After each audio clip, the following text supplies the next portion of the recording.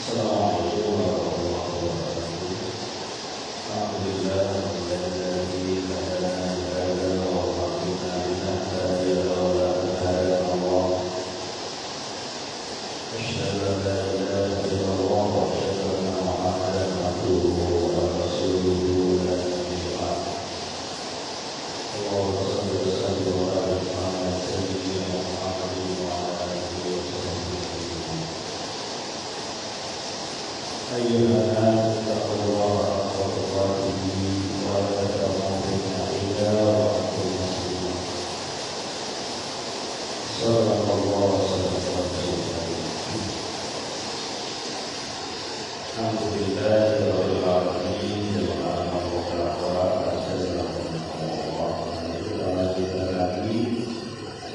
Masih di surat As-Saff.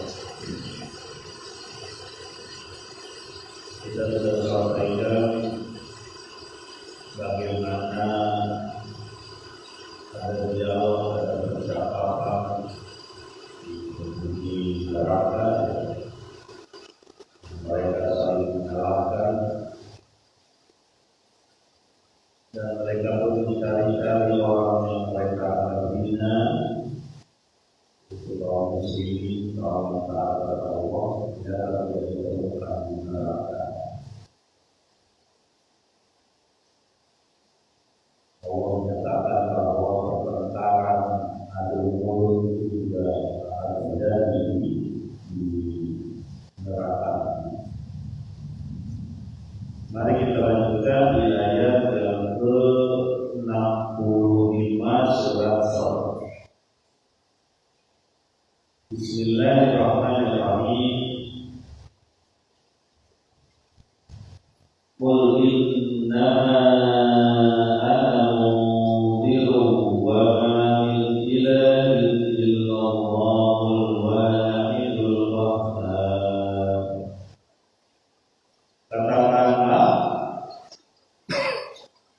bahwa sesungguhnya aku hanyalah pemberi peringatan dan tidaklah ada ilah atau Tuhan kecuali Allah yang satu dan maha mengalahkan. Jadi ini pernyataan dari Allah Subhanahu wa taala, perintah dari Allah kepada Nabi Muhammad SAW untuk mengatakan kepada mereka orang-orang yang ingkar ini bahwa Muhammad adalah seorang pemberi peringatan saja.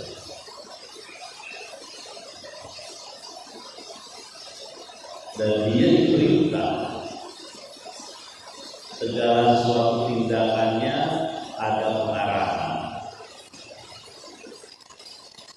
Masalah mereka mau menerima atau tidak menerima itu urusan Allah. Jadi seorang pemberi peringatan seperti Rasulullah SAW tugasnya hanya menyampaikan balighun Ud'u ila sabili rabbika bil hikmah, menyeru saja kepada jalan Allah. Tugasnya hanya itu. Masalah apakah Nabi punya banyak mukjizat seperti mukjizat yang ada pada Nabi sebelumnya, itu urusan Allah.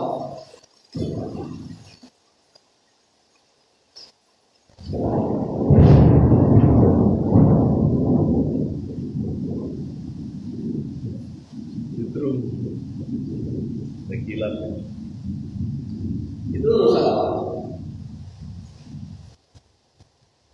Kemudian ayat ini mengingatkan lagi yang mereka tanyakan. Awal-awal ayat surah As-Saff itu mereka menanyakan kenapa kok Tuhan itu cuma satu gitu. Ya. Itu mereka menanyakan sekaligus membantah sebenarnya.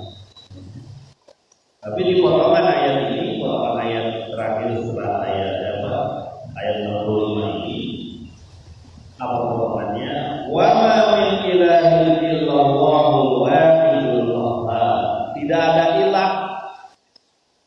Tiada Tuhan selain Allah yang wahid, yang satu dan yang maha mengalahkan orang.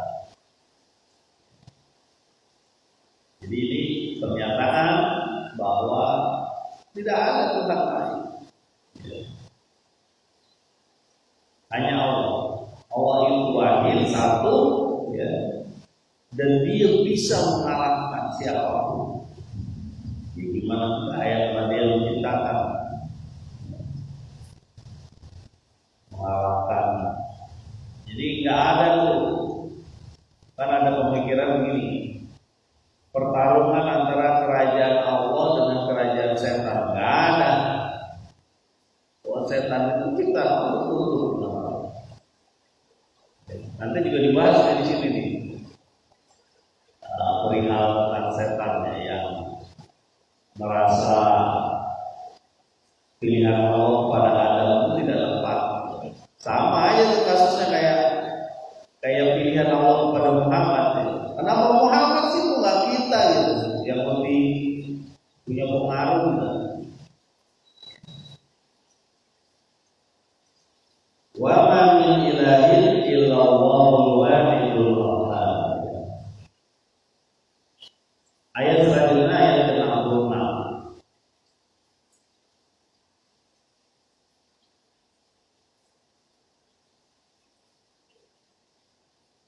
Rabbus samawati wal ardi wa ma bainahuma al-azizul ghaffar. Dialah Allah, ya, Rabb, pemelihara langit dan bumi dan apa yang di antara keduanya.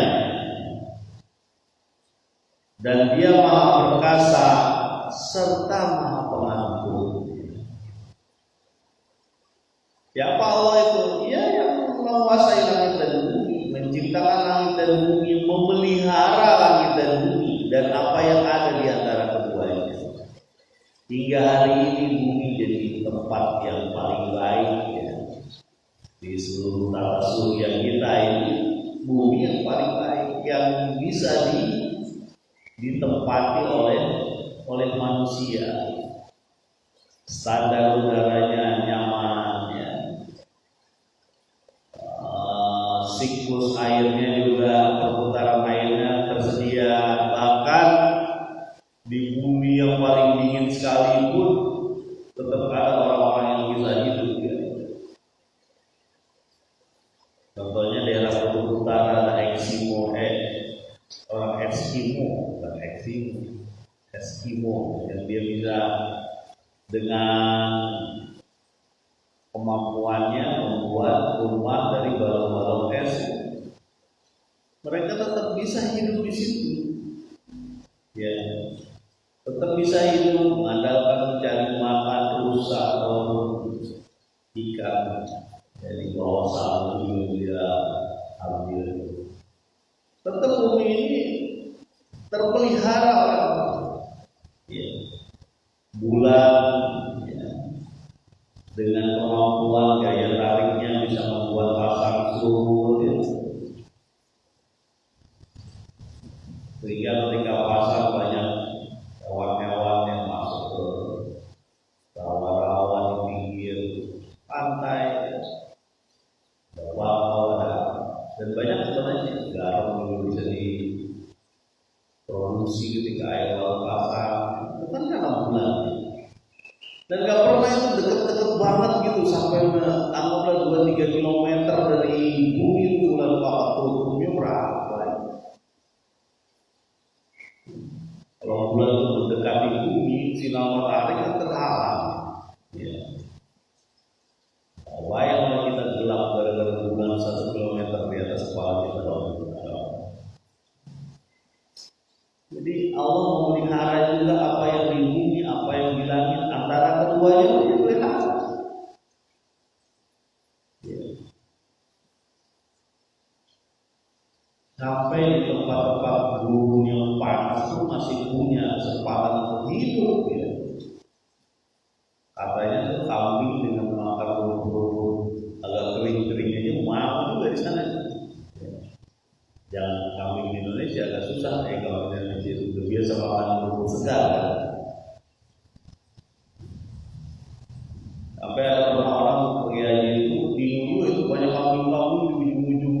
makan apa gitu. Mungkin rebut-rebutnya sedikit ya.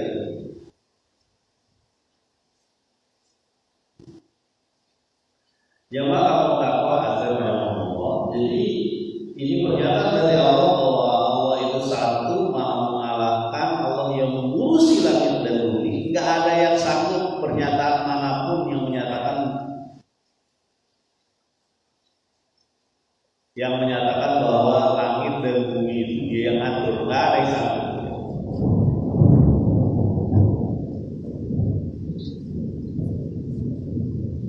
Dan Allah Al-Aziz dan Al-Ghaffar, Maha Perkasa dan Maha Pengampun. Jadi ini peringatan juga kepada orang-orang musyrik pada saat itu. Ayo, ya, pintu taubat itu terbuka luas. Ya, sampai Anda nyawanya di kerongkongan batasnya itu. Jadi masih terbuka luas. Ayo jalan. Makanya ada salah satu sahabat itu menanyakan, ya Rasul, apakah kalau saya masuk Islam dosa saya yang terdahulu gimana? Allah menghapuskan,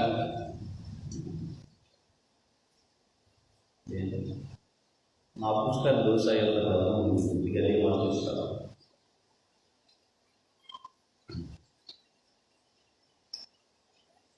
Bahkan orang mukmin yang melakukan dosa itu ketika dia taubat, dia hapuskan karena taubatnya benar.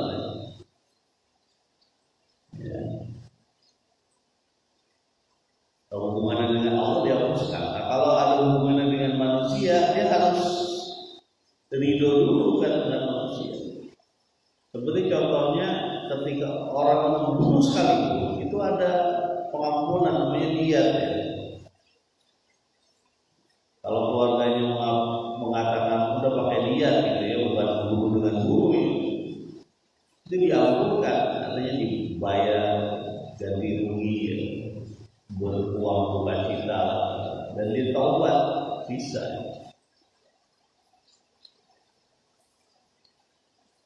Kita lanjutkan lagi di ayat yang ke 27 67 ya.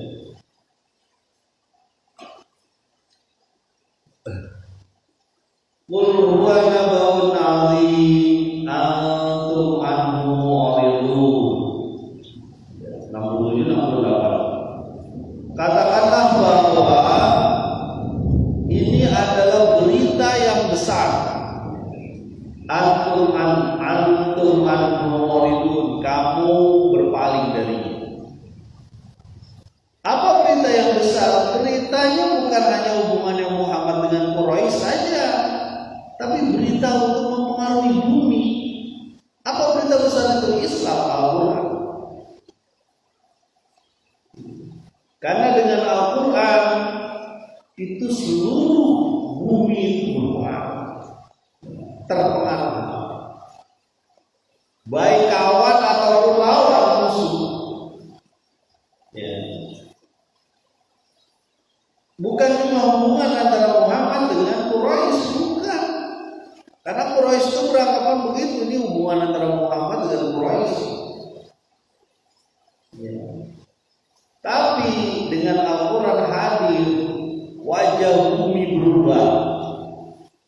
Coba perhatikan, tidak ada berita besar ya, yang bisa mempengaruhi wajah bumi sedemikian hebat kecuali Al-Quran. Dia bisa mempengaruhi sekian miliar orang ya. Tidak cuma orang yang dipengaruhi, wajah buminya pun dipengaruhi, tata kotanya dipengaruhi, pertaniannya dipengaruhi, ya, hubungan sosial dipengaruhi, hubungan antara laki dan perempuan dipengaruhi, banyak. Ya. Islam menganjurkan mengurangi perbudakan, faktor rokobah. Semakin lama semakin hilang budak. Di kalangan dunia Islam hampir tidak ada. Atau kalau sekarang Islam mempengaruhi pertanian, iya, karena diingatkan bahwa pertanian punya yang namanya zakat pertanian, jangan semua diambil untuk hasil. Sehingga ada satu hal yang membuat orang sadar bahwa pertanian, berusaha dan sebagainya itu bagian dari usaha. Bagian dari usaha adalah cara untuk mencari yang halal. Jadi nabaun azim, makanya naba ini bisa diartikan Al-Quran. Kalau di surat An-Naba amma yatasaalu anin nabail azim, dia diartikan sebagai hari kiamat. Hari kiamat apa? Hari berhisab nanti, perhitungan. Karena Al-Quran orang mikir tentang akhirat, bahwa tidak serta-merta seseorang bisa melakukan hal apapun kepada manusia lain, misalnya atau hewan lain, makhluk lain. Tidak serta-merta begitu saja, nanti akan ada pertanggungjawaban. Betapa berita ini ya itu mempengaruhi manusia. Karena Al-Quran, karena Nabi diutus oleh Allah Subhanahu wa taala, mempengaruhi juga kehewanan misalnya. Hewan disembelih dengan lebih bagus, lebih baik, diasah dulu pisau, sehingga hewan tersembelih dengan baik, keluar darahnya dengan banyak, sehingga lebih bagus dagingnya. Ya.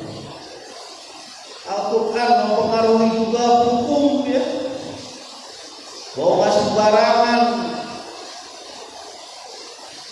manusia membuat perkara yang zalim kepada manusia lain, mencuri dipotong tangannya, berzina dibunuh, ya. Sampai begitu untuk menanggulangi kejahatan-kejahatan manusia. Al-aina bil aini, mata dibalas mata, termasuk anak nafsa bin nafsi, jiwa dibalas dengan jiwa.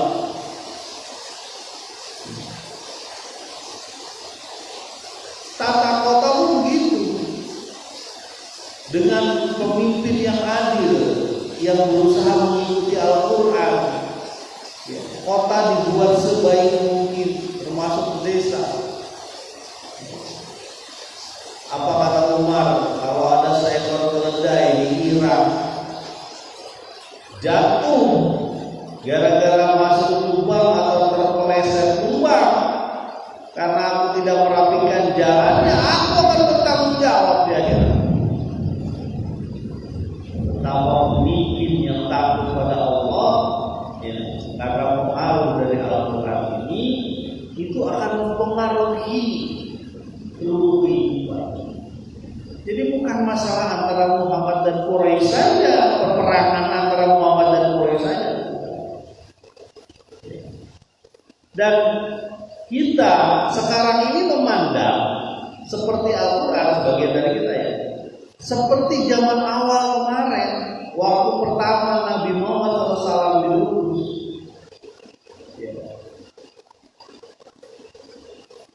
Pandangannya adalah pandangan seperti orang-orang musuh-musuh Islam, karena kita mengambil berita-berita dari mereka, mengecilkan peran Al-Quran, peran Islam dalam kehidupan. Banyak caranya. Sekarang ada sebagian yang menghidupkan ini, apa namanya, bahwa Indonesia itu dibangun oleh nenek moyang yang beragama bukan Islam, ada ini disebutin lah. Mengecilkan peran kaum mukminin di Indonesia misalnya, ya. Macam-macam berusaha dijauhkan. Ada orang-orang yang tidak mau mengakui bahwa peradaban kaum muslimin itu mempengaruhi bumi, mempengaruhi dunia, mempengaruhi negaranya. Dan orang-orang muslim yang ada di Indonesia misalnya sekarang itu memandang Al-Quran itu begitu, memandang Al-Quran juga seperti awal mereka, orang-orang Quraisy. Bahwa Al-Quran adalah sesuatu yang dikarang-karang Muhammad, jadi gak usah dipakai lah, gak sesuai dengan zaman. Nenek moyang kita gak pakai Al-Quran,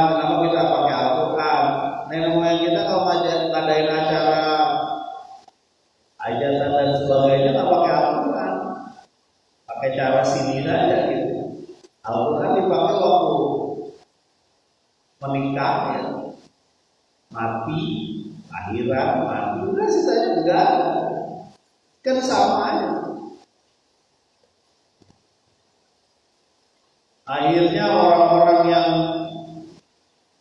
berusaha komitmen dengan Al-Quran itu dituduh macam-macam. Ya. Bahkan orang-orang mukmin Muslim sekalipun. Ya.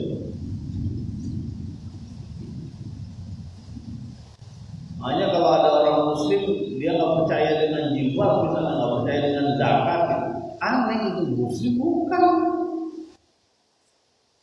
Kayak Fir'aun aja, kayak Korun aja. Saya mau, biarlah saya beragama, tapi saya nggak mau urusan zakat, urusan saya, duit saya.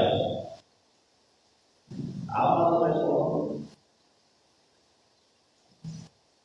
Itu pun menurut aurat, ada menurut aurat waktu di sholat aja sisanya kita bahaya kayak gitu.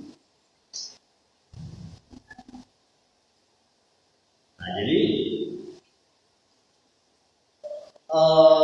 Nabaun Azim ini ya, berita besar ini itu nggak cuma hubungan Quraisy dengan Muhammad saja, berpengaruh pada seluruh dunia,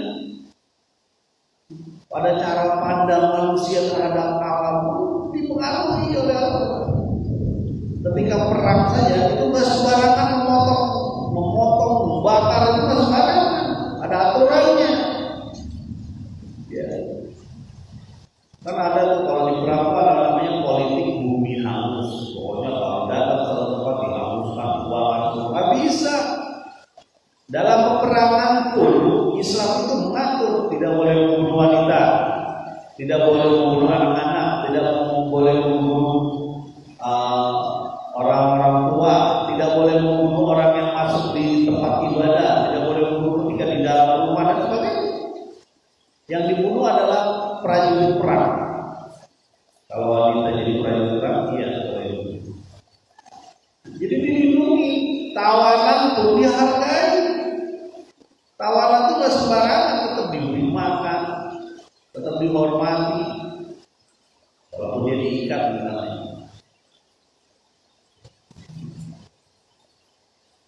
Begitu. Nah, hal inilah yang dihindari oleh orang musyrik pada saat. Ya. Nabaul Azim. Mudah-mudahan kita bersemangat terus untuk mengkaji Al-Quran, terus-menerus untuk meningkatkan kapasitas ketakwaan kita. Dan